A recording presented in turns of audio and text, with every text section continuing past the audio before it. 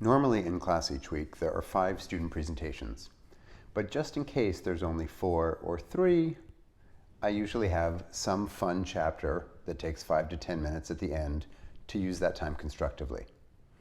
The problem is, these are usually not authoritative or researched or scholarly, they're just fun, they're amusing. I don't think that should stop me from sharing them now that we're not meeting in person. Just because this is recorded and posted publicly doesn't mean I should be more careful, does it?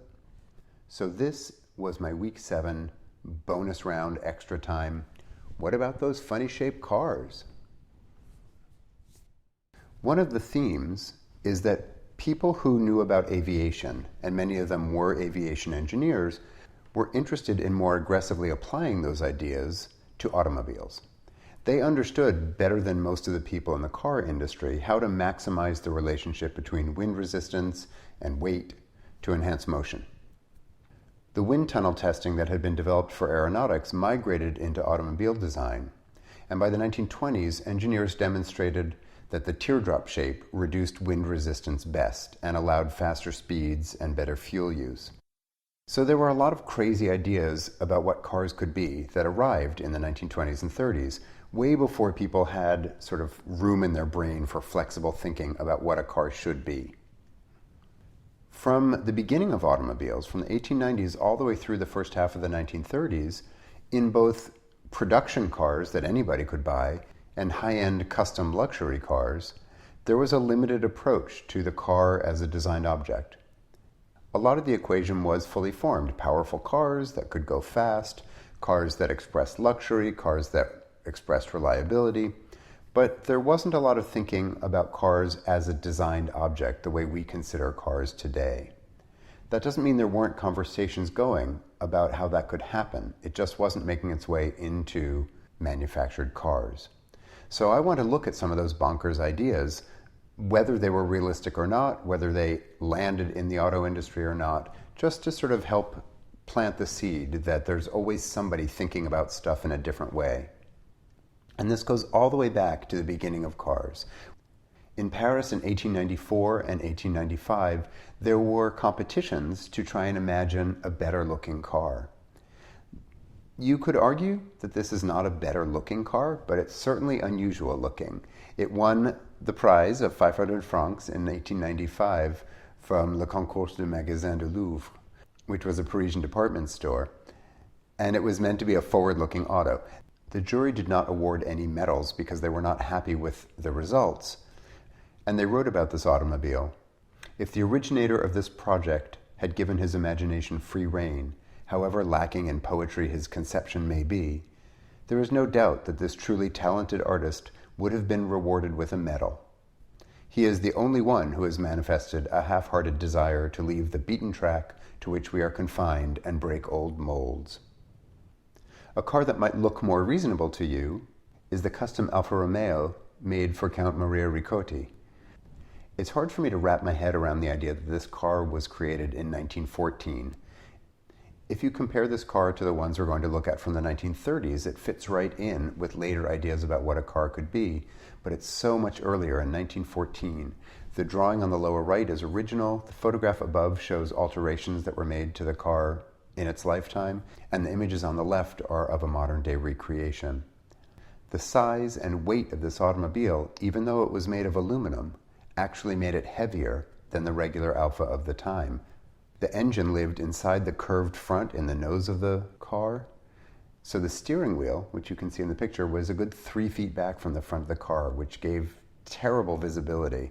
And also, there was no rear window. This is a problem in a lot of the cars we're going to look at now. I suppose the designers figured drivers would just figure out a way to not have to know what was behind them.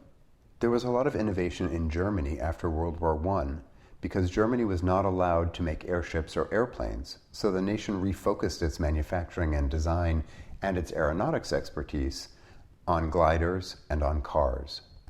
This teardrop car was the first car to have curved windows. It weighed 3,000 pounds and could reportedly go 70 miles an hour. Also, this car would be familiar to you if you've watched Metropolis, because they were used in that movie. There were about 100 made. 2 of them still exist. And you'll see that even though the body is aerodynamic and considered, the wheels stick outside of it. So look for what's happening with the incorporation of the wheels into the body of the car as we progress through these.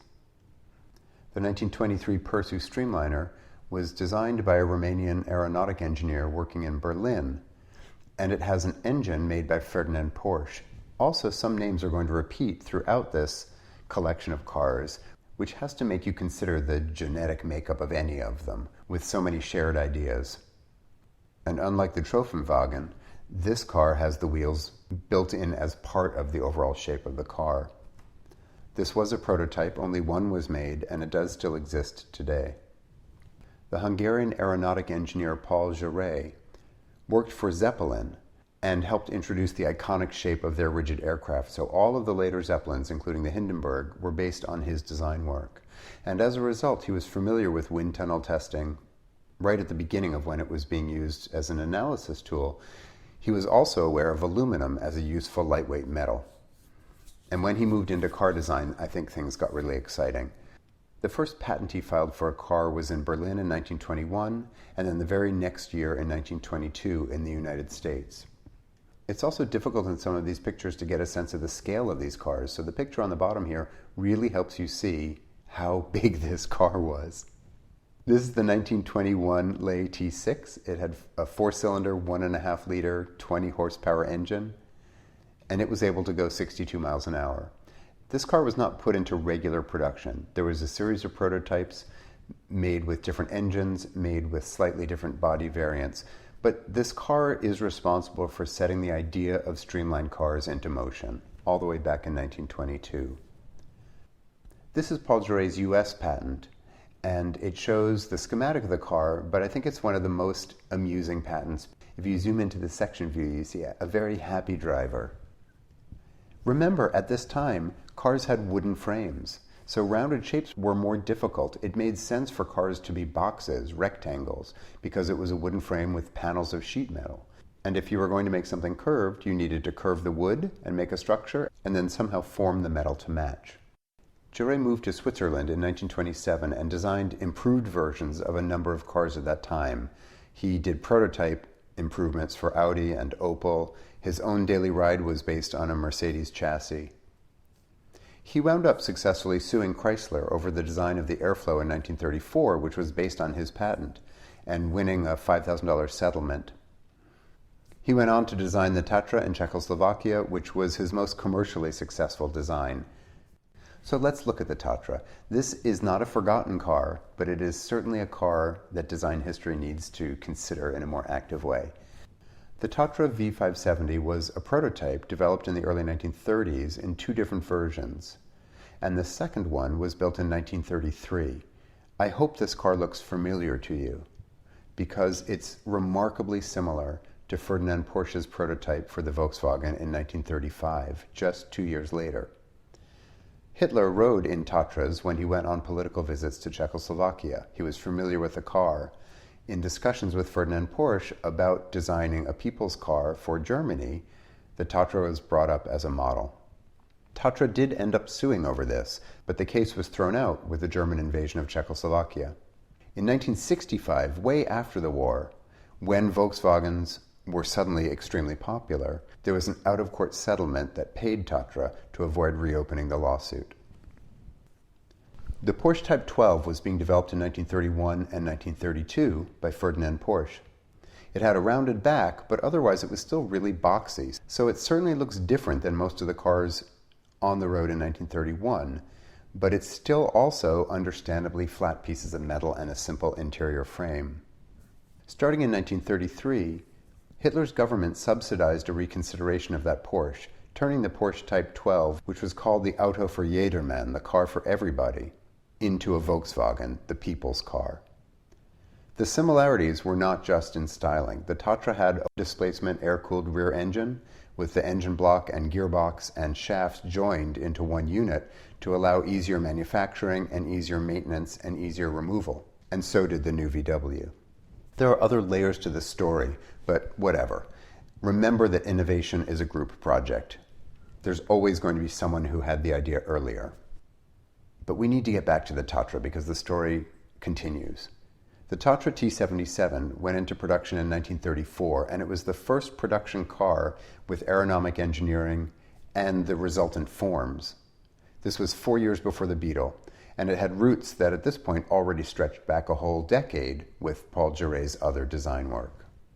The company still exists. They just make trucks today. They stopped making passenger cars in 1999, but for many decades the Tatra was an affordable, reliable, and exciting car.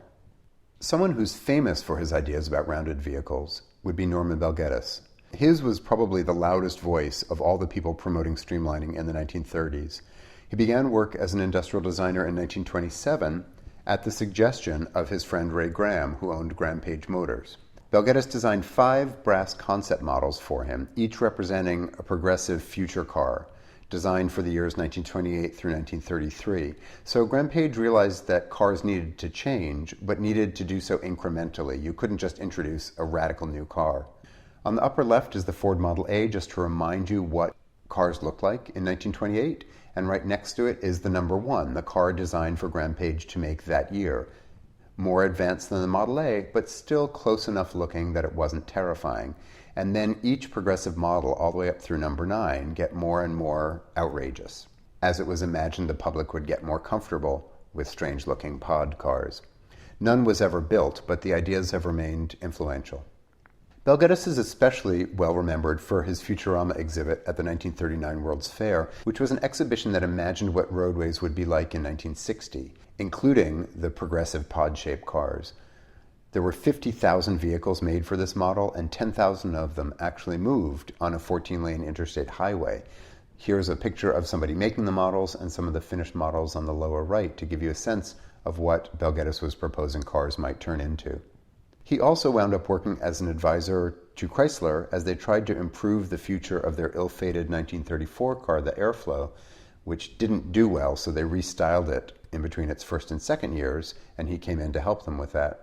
He also published many ideas and images exploring the future of transportation in his 2 books, 1932's Horizons and 1940's Magic Motorways. The most famous of the 1930s designer experiments in car shapes, though, is the Demax Ian. From 1933 on, aeronautic and yacht designer Starling Burgess worked with Buckminster Fuller to design the groundbreaking 3-wheeled Demax Ian. This helped inspire new ways of thinking about streamlining in automobile design. The cars traveled around and got a lot of press and really helped people imagine a different sort of approach to cars. It used a Ford V8 engine mounted in the rear. On the lower left is a comparison of a Ford to the Demax Ian. So you can see they're sort of the same volume, but a very different idea about how to fill that volume. These were hand-built prototypes: a wooden frame, an aluminum skin, a canvas roof, 3 wheels. Fuller conceptualized the vehicle, but Burgess brought his understanding of airplane construction, of airship construction, and of ship construction into the building of this car, creating essentially an upside-down hull over the chassis, with a central wooden member, like a keel, and fins, like ribs, and then an aluminum skin was formed to fit over that. One of the prototypes was on view at the 1933 Chicago Century of Progress exhibition. And just FYI, on the right are form studies, I believe in plaster, that Isamu Noguchi did for Fuller, exploring how some of Fuller's drawings could become 3-dimensional. There's so much more information about the Demax Ian, it could fill up an entire hour of talking on its own, so we'll just keep moving, because this is just a bonus round. Lots of people in the 30s started making weirdo, one-off, bloopy, curvy cars. So why are these forgotten or less known? Are they less good? Are they less interesting? They just were less heavily promoted. Belghettis and Fuller both had a heavy machinery in place to promote their ideas. A wealthy Chicago resident, Lyman Volpel, hired the Hill Autobody Metal Company of Cincinnati to build a prototype for what he called the Aeroplane in 1932. This was built on a 1932 Ford Model B chassis, and this was a common theme: buy a chassis, buy an engine, build a new shell around it. This also has a rear-mounted engine, just like the Demax Ian. And this car has also survived into today.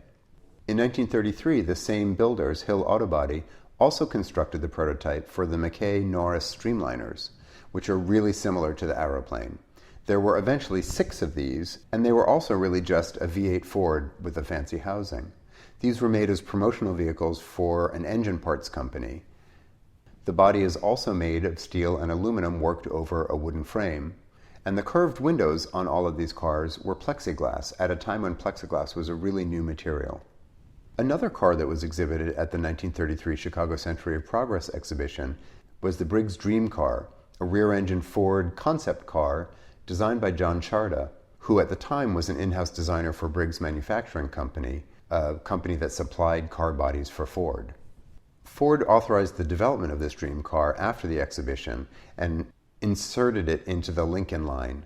The design was patented in 1935 and slowly turned into the prototype for the 1936 Lincoln Zephyr, which was designed by John Charda and Howard Bonbright. It's really interesting to see how a more aggressive concept car matures or softens into something that could be palatable to a wider audience and put in production. I put the Airmobile here because there are rumors that it's based on a form study, a model created by John Charda, but I don't trust those sources, so I've just stuck it here to let you decide what you think about that.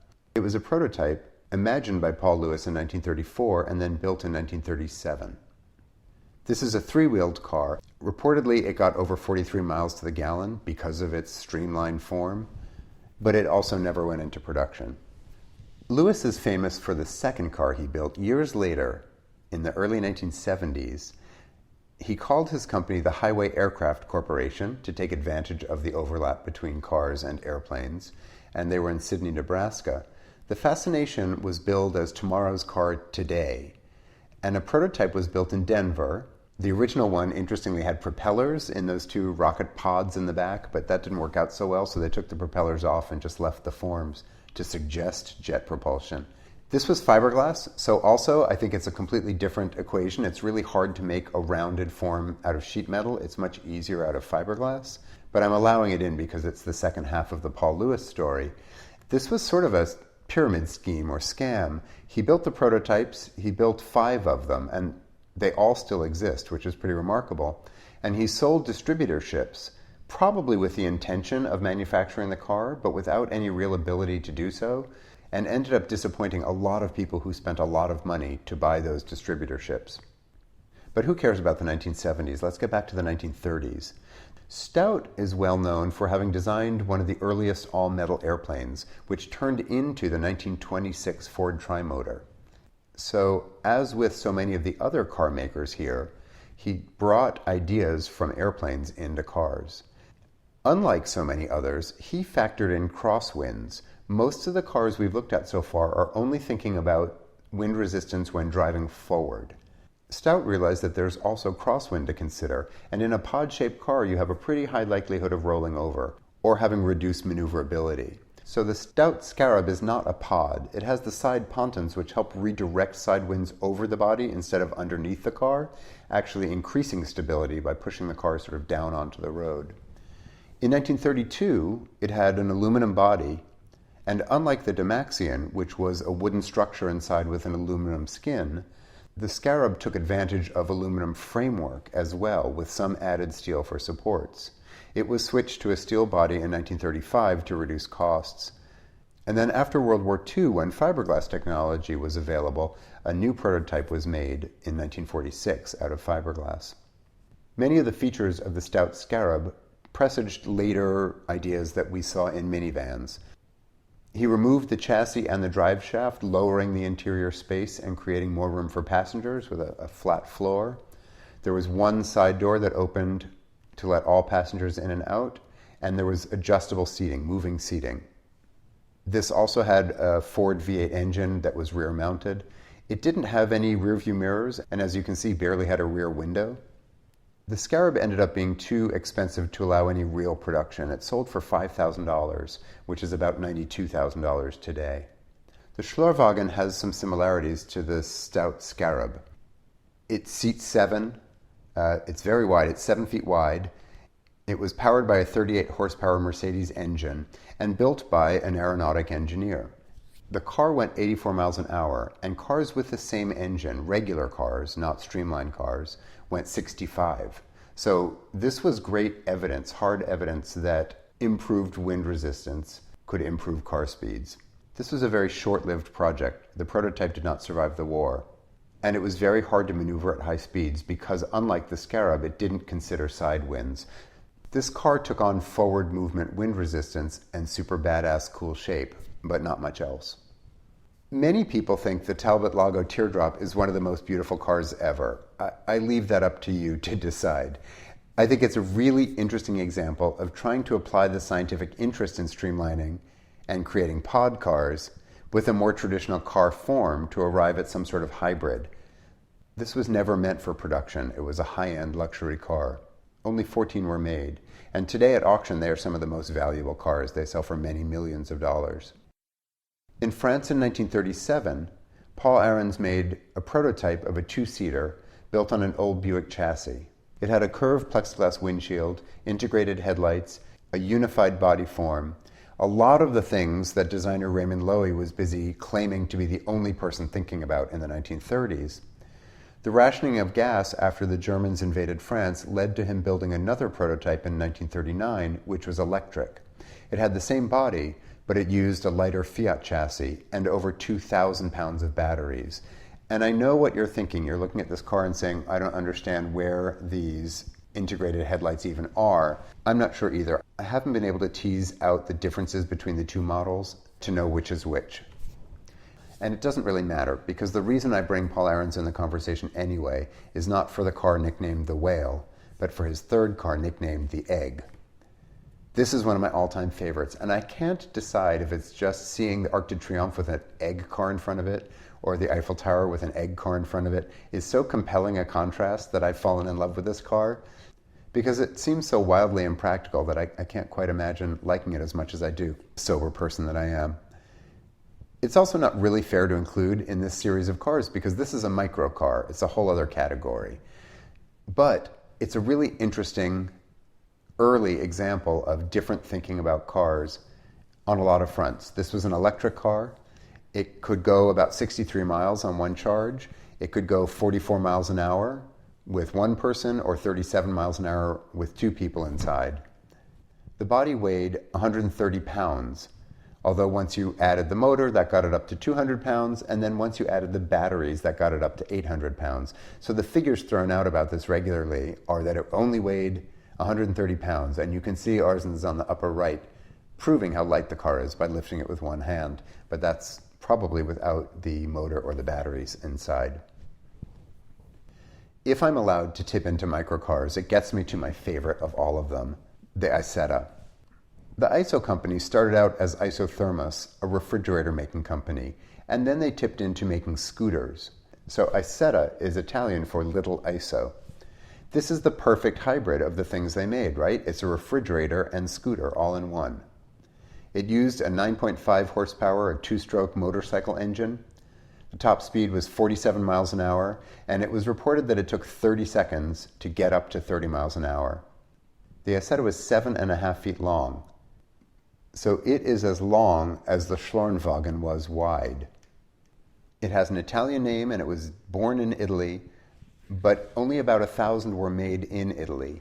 The company decided to focus on larger cars and wound up licensing this design to a number of other companies. So this car existed as several different things in different countries with different ideas about the details of the body shape. But in 1954, ISO sold all of the tooling to BMW, which was interested in manufacturing this on a much larger scale. And this is the most famous or the best known of all the Isetta variants. The BMW Isetta appeared in 1955 with a redesigned engine to be a one-cylinder 13-horsepower four-stroke thing. The 1957 600 had a back seat and additional side door, and it was called the Isetta Limousine as a joke. It ended up dying out with the arrival of the Beetle, which was an affordable small car instead of an affordable large scooter. The 1955 BMW Isetta was the first mass-produced car that got 78 miles to the gallon. That's US gallons. It was the best-selling single-cylinder car in the world. Over 161,000 were sold. In 1957, the 300 model was available in the UK. The only place the Isetta really didn't do well was the United States, in spite of some pretty serious marketing efforts. The ad in the lower right is from Kalamazoo. The brochure at the top was from the dealer on Park Avenue.